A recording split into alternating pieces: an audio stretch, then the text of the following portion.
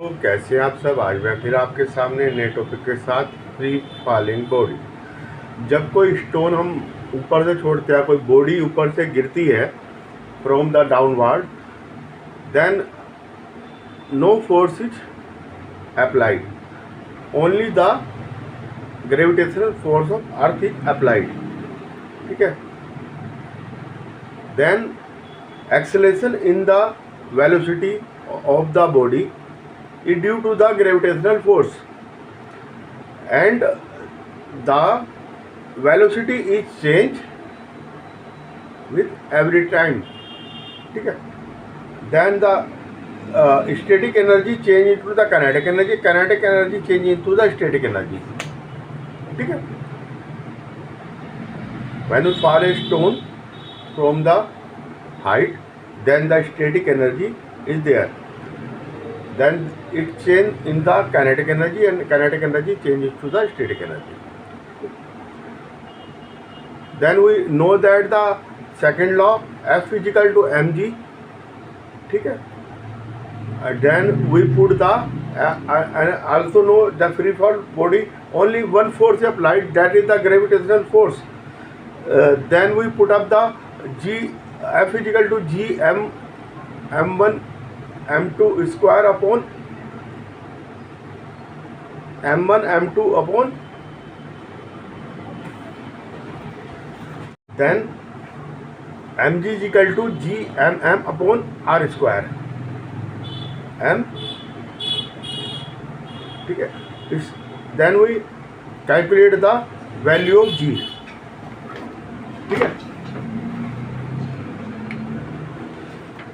body free fall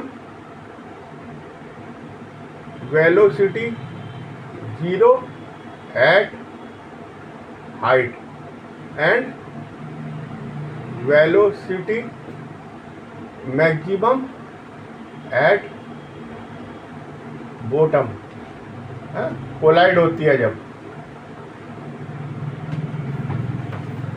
then the m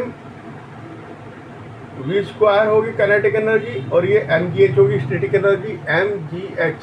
ठीक है। Height पे। ठीक है। ये घटती रहेगी और ये बढ़ती रहेगी। ठीक है। ठीक है। Only one force there are, that is the gravitational force, जो इसको एक्सेलरेशन कर रही है, एक्सेलरेशन दे रही है इसको, that is the gravitational force, है ना। एक्सेलरेशन नीचे की तरफ पुट अप कर रही है, that is the gravitational force. ठीक है। Acceleration due to the gravitational velocity change due to gravitational force, velocity change due to the gravitational force, and we know the F is equal to mg, that is the second law of motion. Then we know that the only the gravitational force are there. So then F is equal to, we know that g m1 m2 upon R square. तो ये इसके बराबर हो जाएगा m1 g is equal to m1 m2 g upon R square. ये m1 से m1 cut गया। ठीक है। g is equal to g gravitational force equal to g m upon R square. When the object is on the surface of earth, then the r, ये r होगी इसके बीच की distance, that the mg is equal to g m upon r square. ठीक है। g is equal to g m upon r square, m और r square. ठीक है। तब हम कैलकुलेट कर सकते हैं इसका value of g। Value of G कैसे कैलकुलेट करेंगे? हमको मालूम है कि g is equal to 6.7 is equal to gravitational force की value g is equal to क्या, इंटू 10 की power minus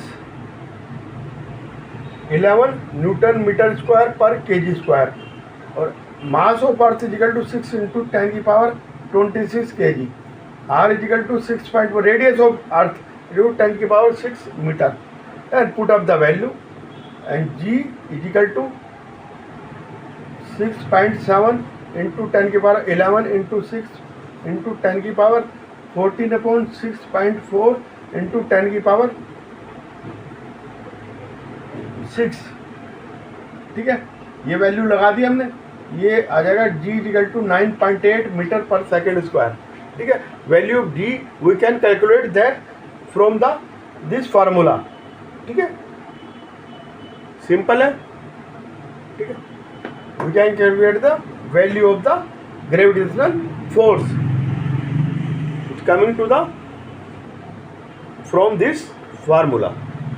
thank you. Please